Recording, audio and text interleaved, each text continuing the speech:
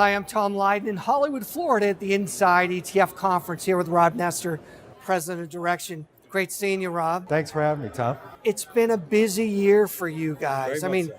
Not only are you have an expanded lineup of inverse and leverage ETFs, you've got some thematic ETFs, you've got some fixed income, and now you've expanded into another area. But first, a lot of advisors are looking beyond the core, and that's why you're building these out. So talk about this strategy. Yeah, there's sort of two drivers. Advisors looking beyond the core. If you think about it, most investors have some macro view of the world. I believe value is going to outperform growth, or I believe US is going to beat international. Yeah.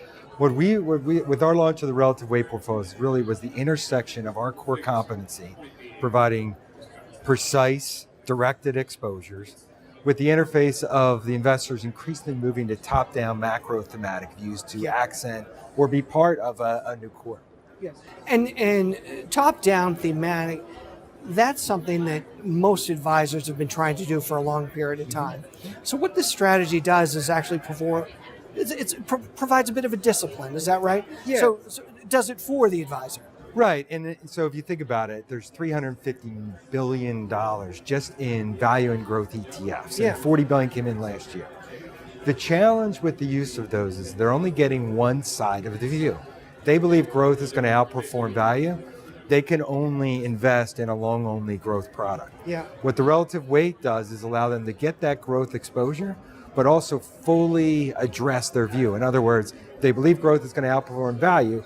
They can capture the short side of that view in one product. All right, so give me a case study or give me an example of maybe what an advisor might use and how they might use that strategy. Yeah, so an advisor may have accent a core portfolio with a view that over the next 12 to 24 months, cyclical stocks are going to beat defensive stocks. Yeah. So they can invest in the relative weight cyclicals over defensive and get a much more pronounced and capital efficient view of that strategy. Yeah, and within that portfolio, long cyclical is actually have a short defensive position. Exactly.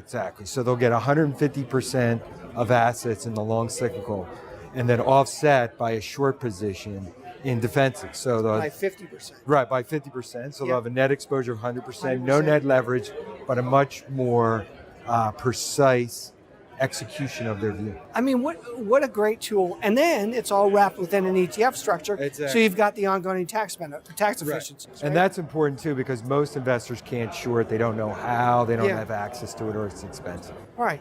And along with that, you folks provide a lot of research. So just for example, if we are late stage in this market cycle, and we start to see or have a feeling that more value quality stocks are outperforming growth momentum, you've got a strategy for that. Exactly. If you think about it, a lot of this correlates to the places we are in the economic cycle very deliberately. And for those that have specific views on that, they can tap right into a relative weight portfolio that meets wherever their view is of where we are in the economic cycle. Congratulations, because that's really innovative. There's nothing out there like it. Yeah, we're really excited. And you know, we poll advisors all the time. A lot use tactical strategies. A lot use timing strategies. Because, listen, frankly, a bull market gets long in the tooth.